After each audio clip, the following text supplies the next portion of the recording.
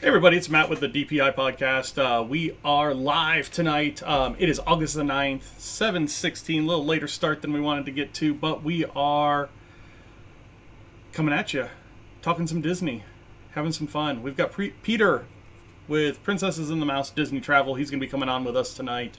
Got a lot of news as far as Not So Scary, Mickey's Not So Scary Halloween Party. They released the schedule, reservations opened for the firework parties.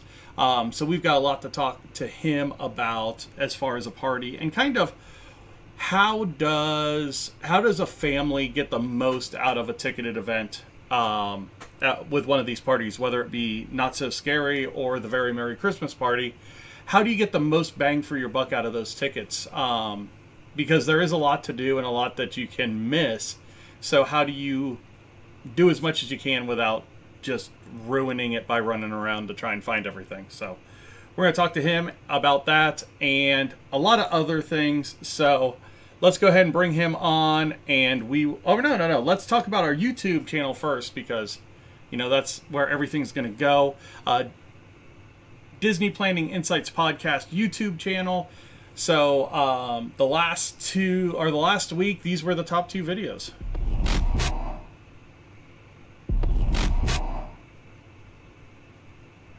So last week's top videos, for the first time in forever, a Frozen sing-along and Mickey and Minnie's Very Merry Memories show were the last two top videos, or the top two videos for last week.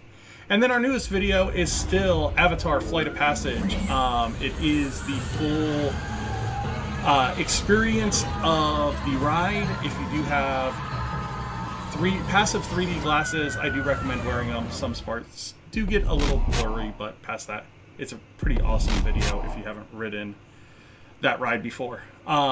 So hopefully you guys are all having a good week. Hopefully you're getting some rain. We got a ton of rain this week. We got a ton of rain today. I drove through a lot of rain today with my day job.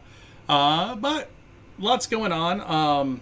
Like we've talked about last week, we're working on some new stuff for the show. So if you are new to the show, if you've just caught us over on Twitch, or this is you watching us on YouTube for the first time, you know, drop something in the chat. Say hi. Welcome to the show. Appreciate you guys joining us. We've had a lot of new subscribers in the last about week and a half. 8 new subscribers over on the YouTube channel. So if this is your first show, thanks for joining us. If you have an idea for a top 3 at Disney, so that's going to be one of the segments of the new show, is we are going to randomly draw a top 3 every week. We're going to get 30 seconds to think about it, and then we are going to rapid fire our answers, and then argue about them and have all kinds of fun. So hopefully a lot of audience participation with that, as we skip over some of your favorites or some of your least favorites, and give you some cringe-worthy answers, probably, compared to your favorite things. So without any more time being wasted, let me bring on Peter with Princess and the Mouse Disney Travel.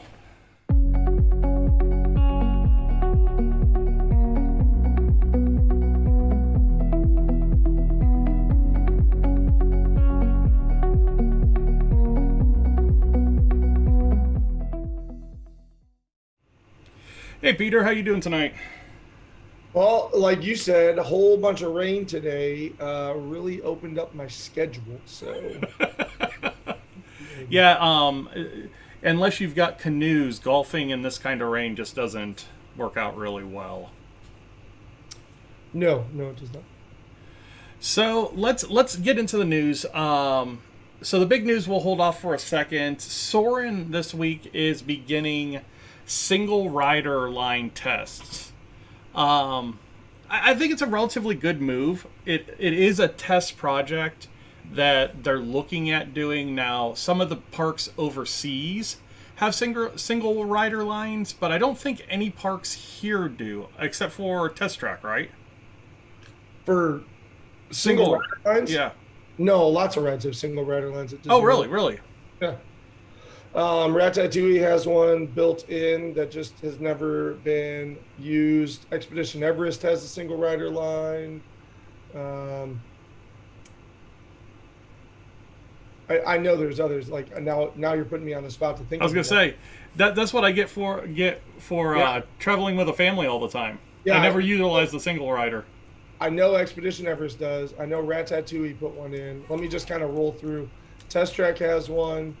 Um, you just mentioned Soarin', so that kind of takes up all of Epcot. If I move over to Animal Kingdom, oh, those don't. Everest, I think, is the only one that has a single rider line there. As I move over to Magic Kingdom, I don't know if anything at Magic Kingdom has one. Yeah, I don't think anything at Magic Kingdom does. No, because if you're at Seven Dwarves, they just pull odd parties. Yeah. Split space, or they split over at Hollywood Studios. Oh, Hollywood Studios, Smuggler's Run has a single rider line. Okay. Slinky Dog Dash doesn't, because they just sort them. Odds go one way, evens go another way.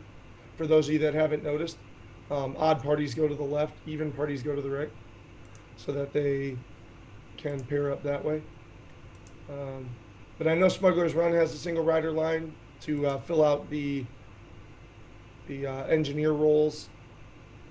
I think that's it. So, Rock and Roller Coaster has a single rider line.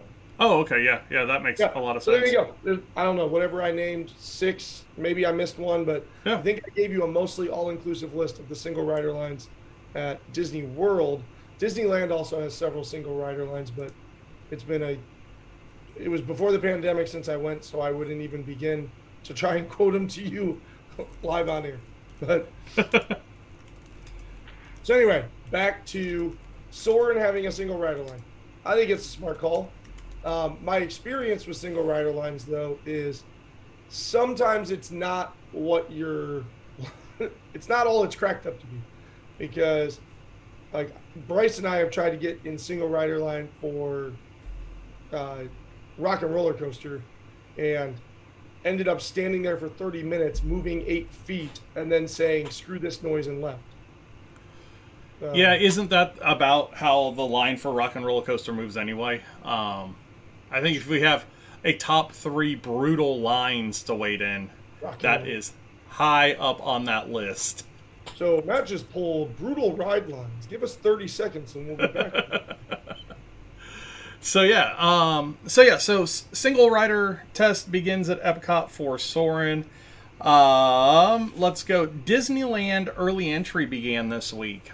So this is something new for the Disneyland resort guests, being able to get into Disneyland and Disney's California Adventure a half hour early. Kind of the same deal that you can get over at Walt Disney World, being a resort guest as well. They did release some of the rules as far as Genie Plus and individual lightning lanes. You are able to make them at your entry, so that 30 minutes early, but those cannot be used until after the park, so they won't be scheduled until after the park opens. So just because you get in a half hour early doesn't mean that you're going to be able to get an individual lightning lane a half an hour before the park opens. It's still going to be after park open. So Yeah, but you should be using that half hour at Disneyland. If you're going to California Adventure, you better be heading for Radiator Springs or Marvel. And if you're going to Disneyland, you're probably headed for Galaxy's Edge, or perhaps grabbing actually Galaxy's Edge should be where you're headed. yeah. That's pretty much it. I really like to get into the park and ride 20,000 Leagues Under the Sea before anybody else gets a chance. Waste your early entry on Small World. Automatically Okay, gets slapped as you get off the ride. It is not a waste at Disneyland, because I actually enjoy Small World at Disneyland, because it starts outside and then goes into the building, which is just nice to not just be in that enclosed area the whole time. So you sort of get like a refreshing boat ride to start. And then the other thing is that in just about all of the scenes, some of the puppets have been replaced with animatronics that are actually Disney characters. Go figure that you might put Disney characters in the Disney ride. So I dislike with a passion Small World at Magic Kingdom, but I will suffer through the experience at Disneyland for those two reasons. Yeah, I haven't got to experience It's a Small World outside at any of the other parks. That will change here soon, but... Spike the Bee. Oh, Spike the Bee Cup, nice. He's the new one that they're like shoving onto us. He showed up in one Mickey short, and all of a sudden he's a star.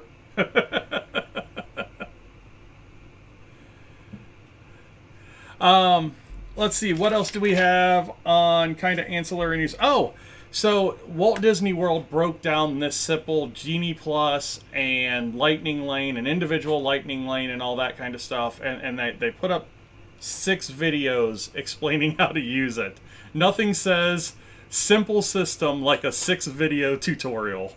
6 videos? We can do it in 1, maybe 2.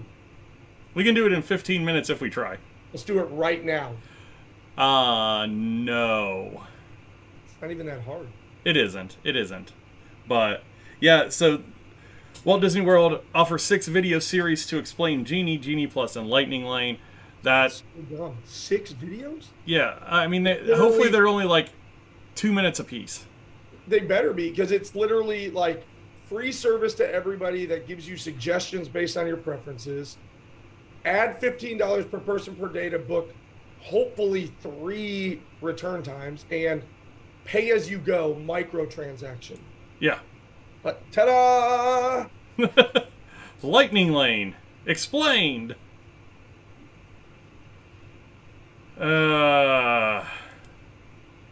It's amazing. It's amazing what they've turned the Fast Pass system into. This cluster that is now the Fast Pass system. It really is that is the right word. I mean, it used to be so much fun, right? You like plan a vacation, you'd start 9 months to a year out. 6 months out, you'd book the dining. Then you'd talk about fast passes. At 60 days out, you'd book the fast passes. And it was cool to just see like all of that stuff like planned for you to where you're like, sweet, I'm going to go in, I'm going to be able to like choose what I do here, then I'm going to have this thing booked, choose what I do here, have this thing booked. Disney's just chaos now.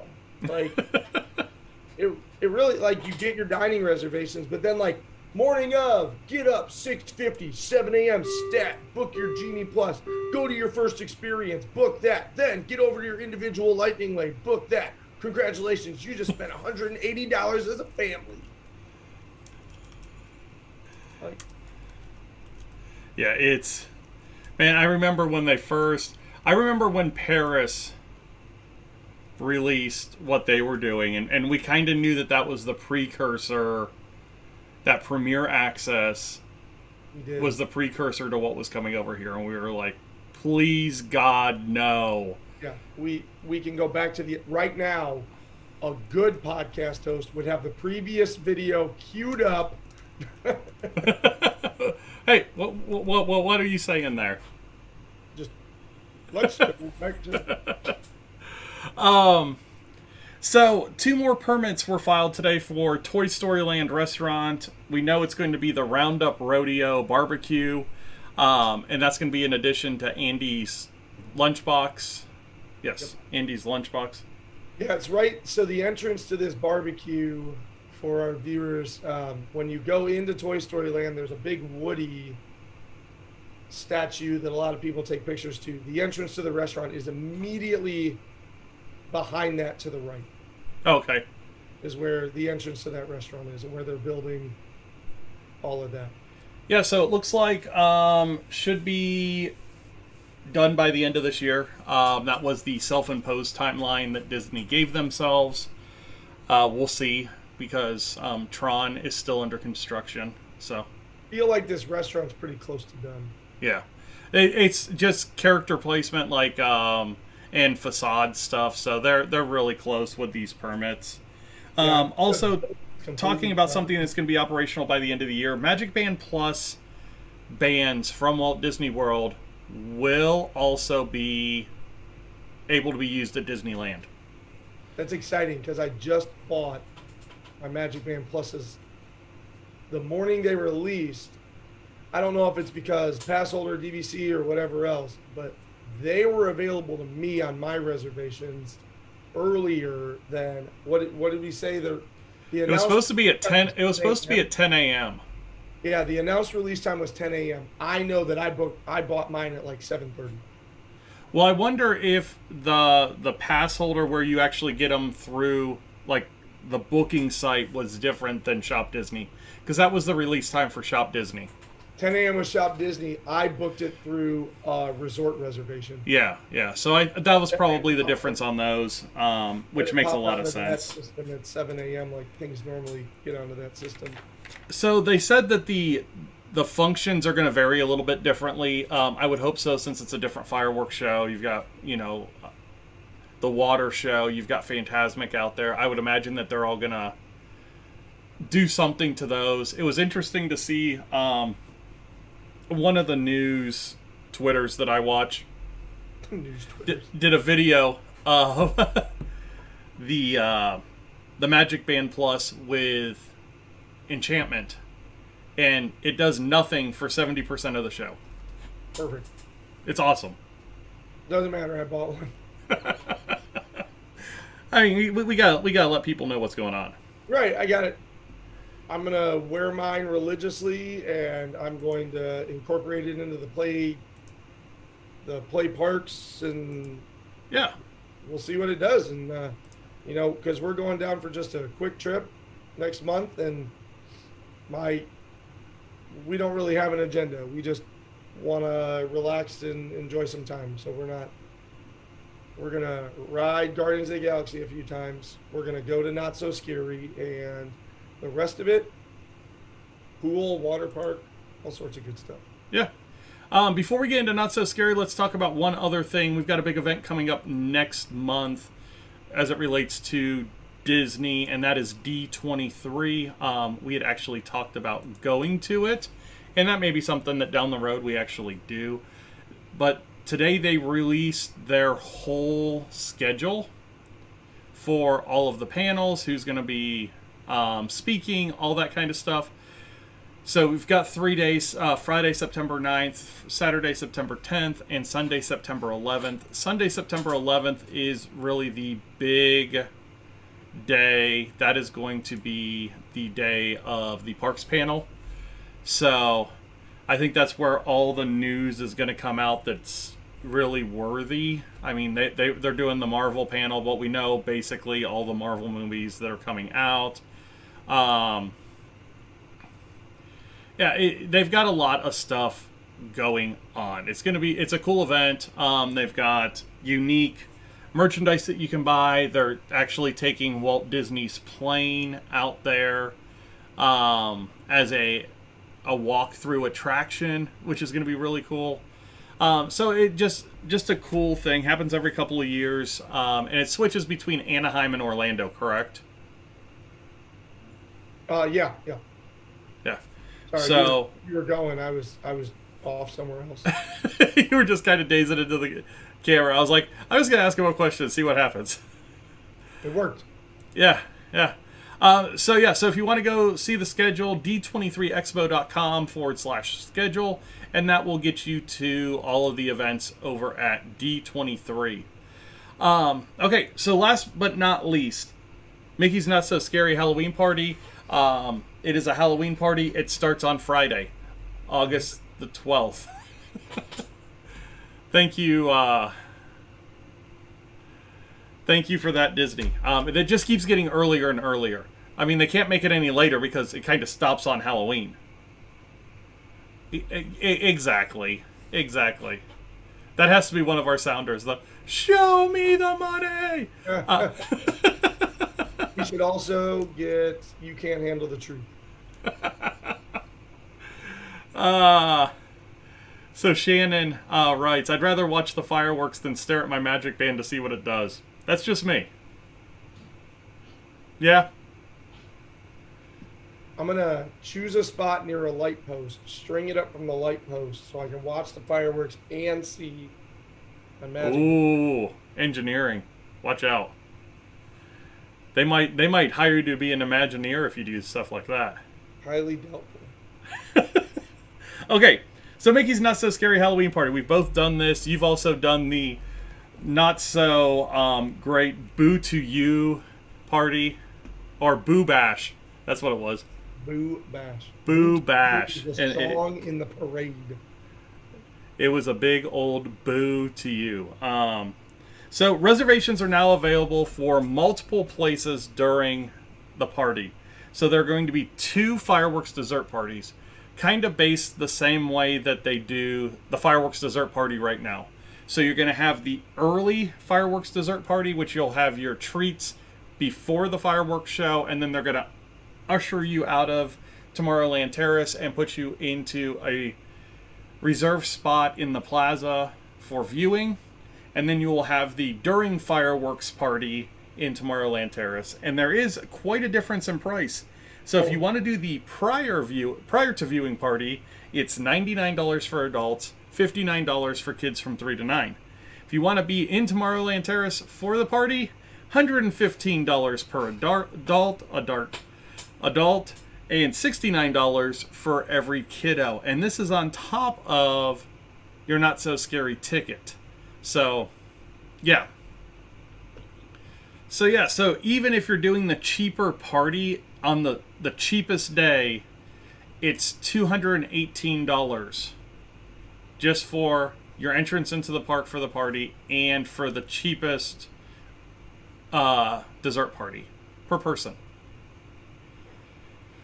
Wow.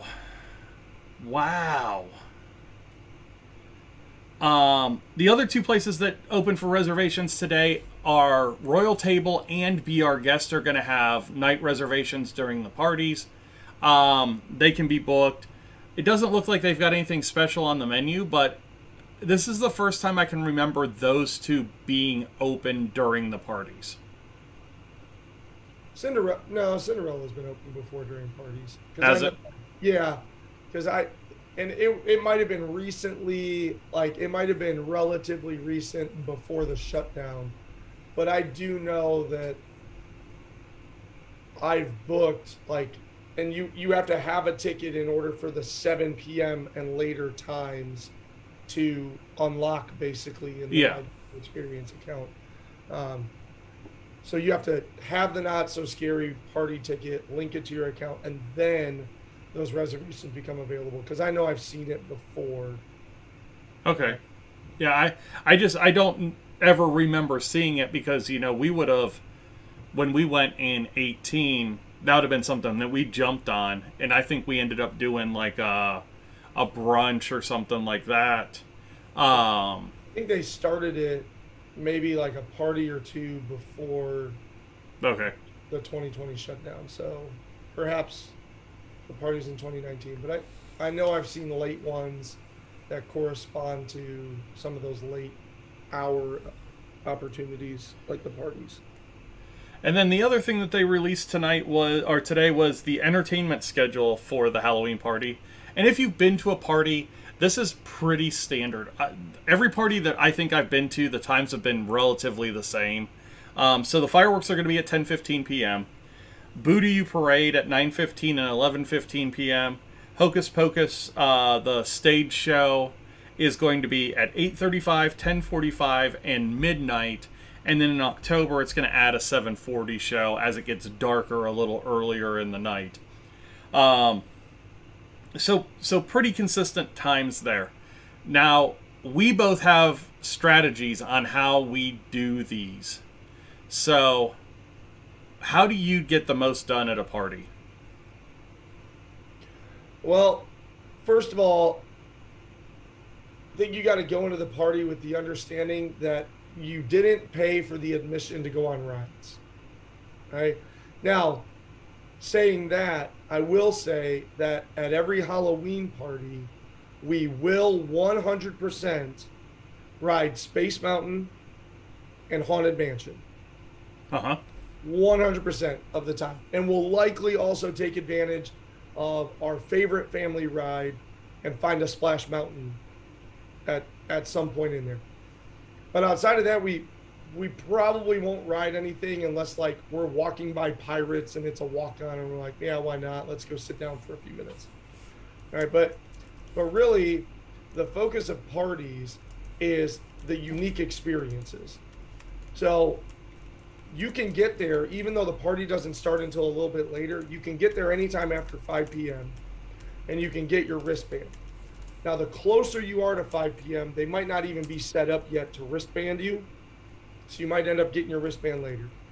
I will say if you show up closer to like that 7 o'clock time, they will wristband you and they'll normally open up the right-hand walkway for you to walk through, get maps, merchandise, all sorts of stuff as you work your way up that right-hand side of Main Street. So instead of heading up Main Street, you go around this like pass-through walkway. And at that point, the first thing you got to figure out when you go to a party is which parade am I going to? Which stage show am I going to? And then that will sort of dictate your night. So if I'm going to the 8:35, so I've got the fireworks. This 10:15 is like my benchmark. Yeah, that's your set in stone. You've got to be somewhere to see the fireworks at 10:15. Right. And so I'll then choose, am I watching the 8:35 show and the 9:15 parade, or am I watching the 9:15 parade, the fireworks, and the 10:45 show?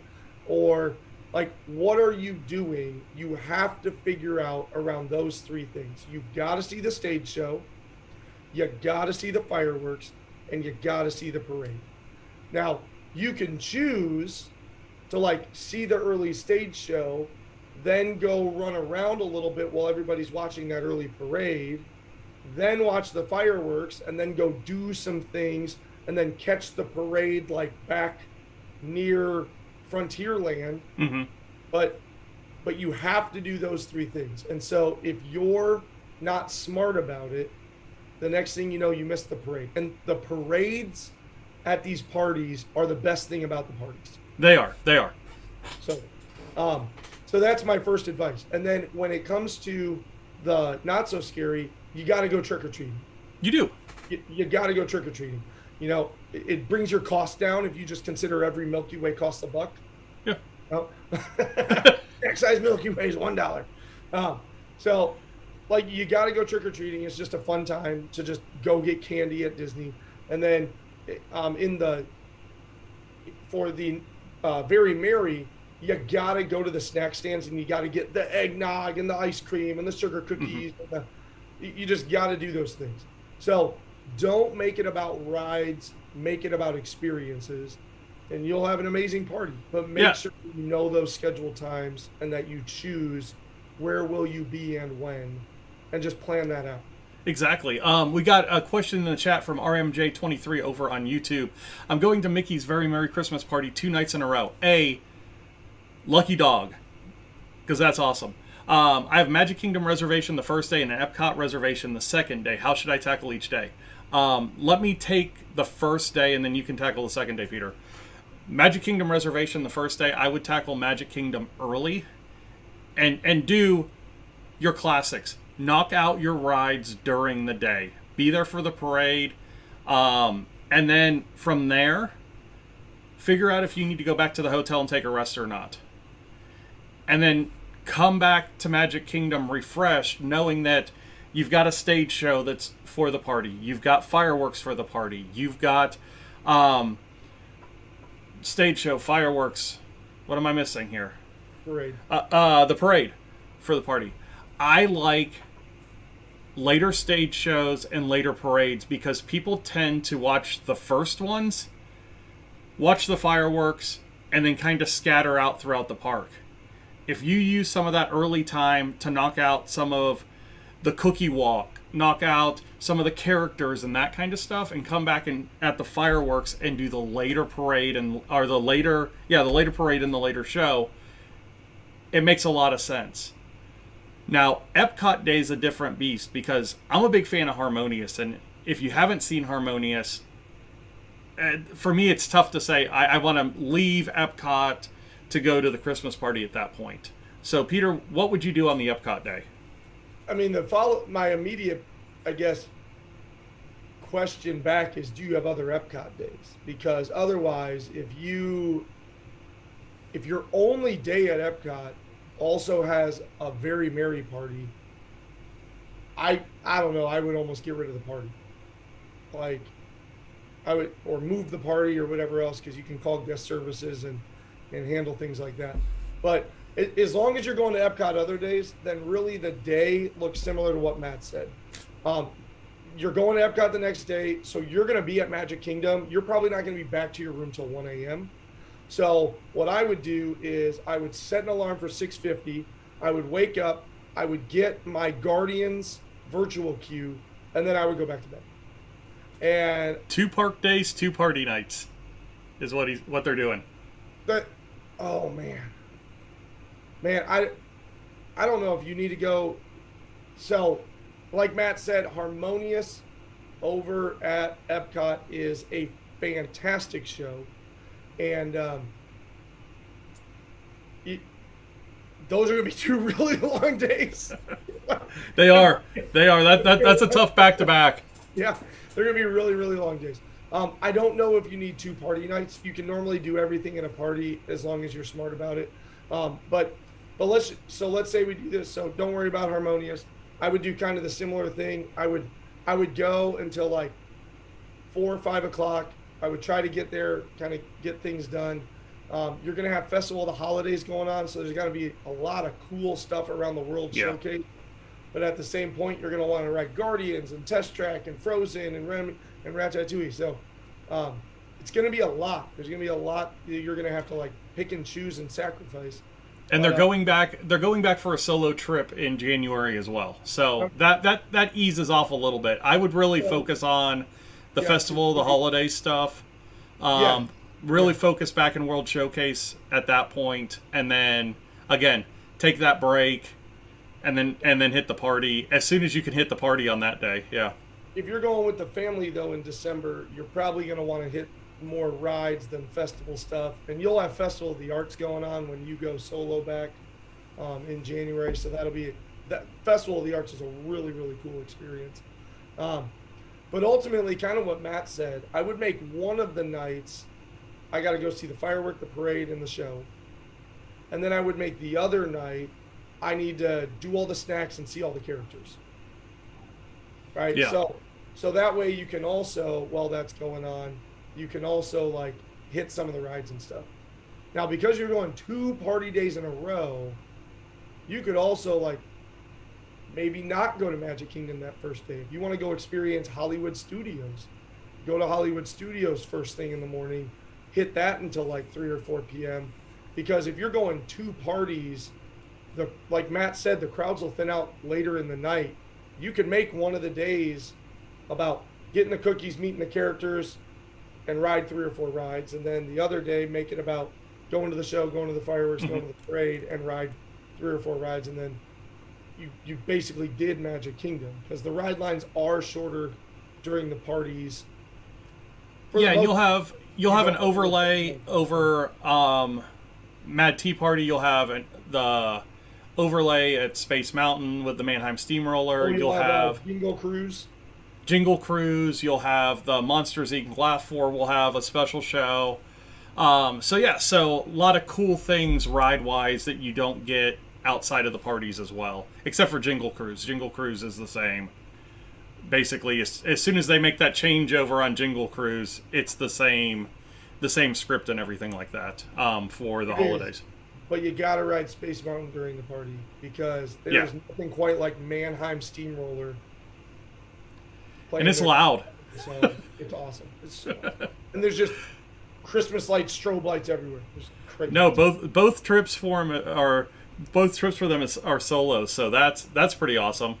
Well then if you're not going with kids, then like do a couple of like get your Guardians of the Galaxy return time at Epcot, and then choose either Test Track or Ratatouille, and just go festival it up. Like, forget the rides. You can hit the rides when you're back without the party to deal with, and Yeah, I would really focus on that Festival of the Holidays. If you're into cookies, if you like cookies, the cookie walk is really cool around World Showcase. So, and the cookies are only, I mean, either I think they're $4 or $6 a piece, all the way around, and you get, I think if you get 6 of the 10 or something, you get a free cookie out of it. So, Yep, you get the stamps. yep. Yep. Yeah, no, great questions. Great to have. Have a great time, man. That's pretty awesome. Two very merries back to back. Those would be long days, man. Hey, but they're not going with kids. Yeah. I'm 100% on your team now. Like, that sounds amazing. You'll be perfectly fine. So forget Matt's, like, go back and rest. And in fact, I would go with what we were just saying. Forget Magic Kingdom on day one. Go to Hollywood Studios. If you're just going a couple of adults, go to Hollywood Studios, then hit the party. Go to Epcot, and then hit the party. You will thank us later, because a couple of adults at Magic Kingdom and the party, you're going to be like, God, I hate this place. Go check out Hollywood Studios, because you'll love Toy Story Land. You'll love Galaxy's Edge. It'll be fantastic. And See, you get the advantage, back. Peter, because your wife probably isn't watching the show. I know mine is, and she's saying, if you come down here and tell me you're going to take a solo trip without me, I'm going to punch you in the face right now. We literally just did it last year. All right, so that's all I've got for the news. Do you have anything that you've been seeing around the parks? No. I'm waiting for Tron to open. We're waiting for dining plans. Yeah. Yeah. I feel like Otis Redding. Well, Peter, where can people find you? Facebook's the easiest place, as always. If you go into Facebook and you search Disney Travel Agent, I'm one of the top hits. Princesses and the Mouse. And that's the best way to get a hold of me. And then from there, send me a message and let me know how we can help you. Because, beyond this show, obviously, we would love to sit down with you more one-on-one and talk to you. But I did appreciate the fact that we have a little bit of that's what we want this show to be. We sit here and we talk about the notes, but really what we would love is for our viewers to come on and say, hey, answer this for me, because we have an agenda, but we're perfectly fine sliding off that to go wherever else you take us. So Exactly. You know, we both got into doing this to help people with planning trips and making the most out of their vacations. So, you know, we love to get those questions and answers those questions. So thank you very much for that tonight. Well, Peter, go ahead. Yeah, Go ahead and stay on the line. We are going to have a creative session tonight and really working on the new show a little bit. Pretty awesome. But I'm going to close up the show, and then I'll jump back over to you. So, sounds good. That was Peter with Princesses and the Mouse Disney Travel. So yeah, pretty good show. Lots of stuff coming out for Not So Scary. Party does start up this week, and we'll probably be talking about it a lot next week on, you know, what people are saying about some of the food and how, if they've changed the fireworks show, you know, the stage show, anything like that. We'll have some information on that. So if you are going to the party later in the season, definitely tune in next week for us, with us, and we'll be talking about kind of how the party went. And then, of course, Peter did say he's going to be going a little bit later in the season as well, so we'll get a live show with him talking about his experiences with the show. But thank you guys all for watching tonight, and I'm going to go ahead and get into the closing.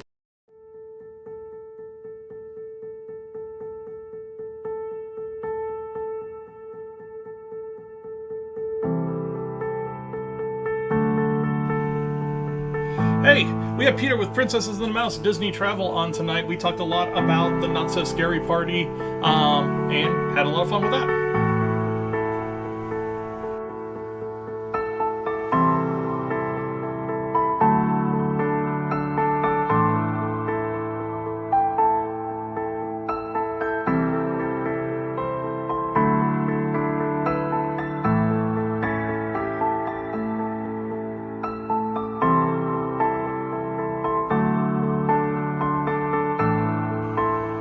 want to find us on social media, you can find us over on Facebook at DPI Podcast on Facebook. On Twitter, we're over at Disney Insights. And on Instagram, Princesses and the Mouse.